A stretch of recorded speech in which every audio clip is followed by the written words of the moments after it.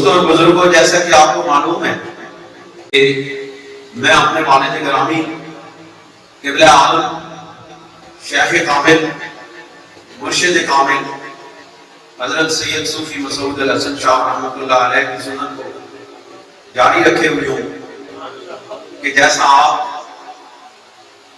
اس مبارک کی اس تقریب کے اختتام پر حضرت سیدنا مجدد الفسانی رضی اللہ تعالیٰ عنہ کے مکتوبات میں سے بیان فرماتے تھے، مجھے بھی اللہ تعالیٰ نے اس راستے پر لگایا ہے اور یہ صرف انہی کا فیض ہے۔ اگر ان کا فیض شامل حال نہ ہو تو حضور مکتوبات امام ربانی سے ایک لفظ بیان کریں، کیونکہ یہ سارا کلام فیض کا کلام ہے، یہ عطائے الہی والا کلام ہے۔ مکتوبات امام ربانی میں جو معارف بیان ہوئے ہیں وہ قلب مجدد پر اترے ہوئے الہام کی بارش ہے۔ مجدد الفسانی رضی اللہ تعالیٰ عنہ کے مکتوبات شریف آپ خود ارشاد فرماتے ہیں مکتوبات میں کہ یہ وہ الہامات ہیں جو خالص کشف کی صورت میں اللہ رب العزت مجھے عطا فرماتا ہے۔ دوستوں، میں آج آپ کے سامنے دفتر سوم کا مکتوب نمبر 66 آپ کے سامنے پیش کرنا چاہتا ہوں۔ ناظرین السلام علیکم۔ چراہی سادات یوٹیوب چینل سلسلہ نقشبندیہ مجددیہ کی مشہور درگاہ چورا شریف کا مستند چینل ہے۔ اس چینل کے ذریعے عشق الہی و عشق رسول اور عقائد اہل سنت و جماعت کی آبیانی کے لیے خطابات اور مختلف ویڈیوز آپ کی خدمت میں پیش کی جاتی ہیں۔ امید ہے کہ آپ اسلام کی صحیح تشریح اور عقائد حقہ کی اشاعت میں ہمارے معاون بنیں گے۔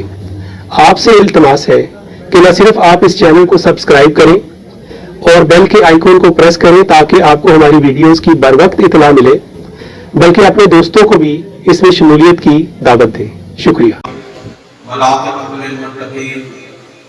والصلاة والسلام على سید الانبیاء والمرسلین، اما بعد فاعوذ باللہ من الشیطان الرجیم، بسم اللہ الرحمن الرحیم،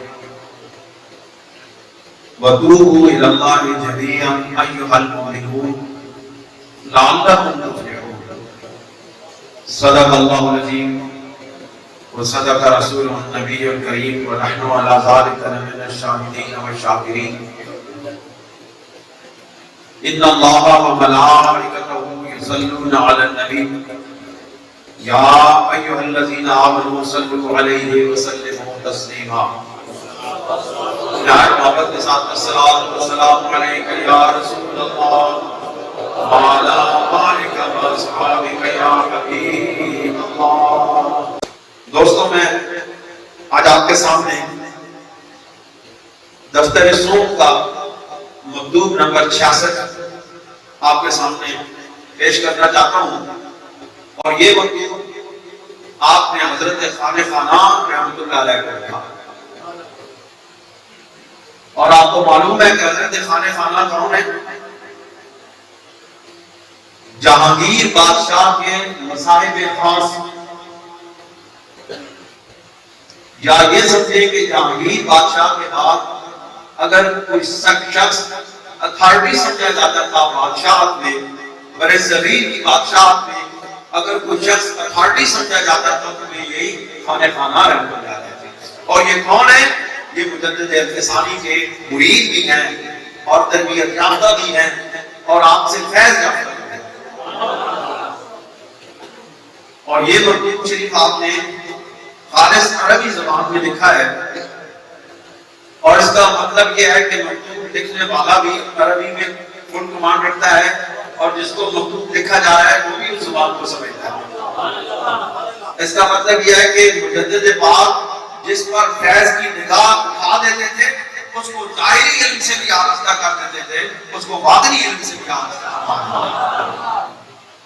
ورنہ بادشاہوں کی مسائل میں یہ علم کی شوق اور شرف نہ ہوتا ہے، وہ تو دنیا کے کاموں میں مصروف ہوتے ہیں، ان کو اللہ اور اس کے رسول صلی اللہ علیہ وسلم کی طرف سوچنے کی، دیکھنے کی فرصت ہی نہیں ہوتی۔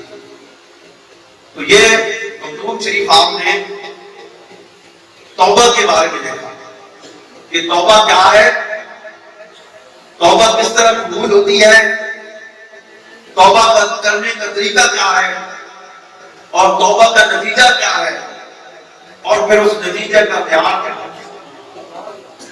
اگر آپ کے پاس وقت ہو تو میں آپ کو اختصار کے ساتھ میں آپ کو سمجھاتے چلے جاؤں گا، ورنہ یہ بڑے تفصیلی مفہوم ہے۔ آپ فرماتے ہیں کہ قال اللہ تبارک و تعالی وتوبوا الی اللہ جميعا ایھا المؤمنون لعلکم تفلحون، کہ اے ایمان والو اللہ رب العزت کی بارگاہ میں اکٹھے ہو کے توبہ کرو، اجتماعی توبہ کرو۔ اس کا یہ مطلب ہے کہ انفرادی توبہ کا اپنا مقام ہے اور اجتماعی توبہ کا اپنا مقام ہے۔ اس کا مطلب ہے کہ انفرادی توبہ قبول ہو نہ ہو لیکن اجتماعی توبہ ضرور قبول ہوتی ہے، کیونکہ یہ اللہ کا وعدہ ہے وَتُوبُوا إِلَى اللَّهِ جَمِيعًا، اور اللہ رب العزت کی طرف اکٹھے ہو کے جب اکٹھے ہو کے توبہ کی جانی ہے نا، جو کوئی اللہ تعالیٰ نے نیک بندے بیٹھے ہونے جنہوں نے توبہ قبول ہونی، پھر انہوں نے وسیلے نال ساڑھے جائے گناہگاراں نے توبہ قبول ہو جاتی۔ اس واسطے اکٹھے ہو کے توبہ کی جائے تو اس کی قبولیت کا یقین کامل حاصل ہو۔ میری توبہ ہو سکتا قبول نہ ہوئے، تواڈے وچوں کسی دی اگر وکری وکری توبہ کریے قبول نہ ہوئے، لیکن مل کے توبہ کریے۔ ایتھے ہن سینکڑے لوگ بیٹھے نے، انہاں وچ پتہ نہیں کتنے اللہ دے ولی بیٹھے ہوندے نے جڑے صرف ایک باری کہہ دے مولا ساڈی اس گزارش کو سن لے تے اللہ تعالیٰ اس کی گزارش کو رد نہیں کرتا۔ تو کسی کے وسیلے سے کسی کی توبہ قبول ہو جاتی ہے، بلکہ کسی کے وسیلے سے سب کی توبہ قبول ہو جاتی ہے۔ وہ بات حضرت صاحب فرماتے ہیں کہ بات کھلتی ہے تو کھلتی چلی جاتی ہے۔ یہی مفہوم سرور عالم صلی اللہ علیہ وسلم نے کسی مومن کے جنازے کی حالت میں بتائی کہ ہمارے میں فرمایا ارشاد۔ اس کا مفہوم یہ ہے کہ آپ علیہ السلام نے ارشاد فرمایا کہ جب کسی کا جنازہ پڑھا جاتا ہے تو پڑھنے جس کا پڑھا جا رہا ہے وہ یا بخشا جاتا ہے یا جس کے جنازہ پڑھا جا رہا ہے اس کے وسیلے سے جو پڑھنے وہ بخشے جاتے ہیں۔ اس کا یہ مطلب ہے کہ کسی کے وسیلے سے اجتماعی توبہ قبول ہوتی ہے۔ اس لیے آج یہاں پہ آپ لوگ بیٹھے ہیں، ہم مل کے سچے دل کے ساتھ ان اللہ کے ولیوں پر جو چاروں طرف ہمارے اوپر گھیرا ڈالے ہوئے ہیں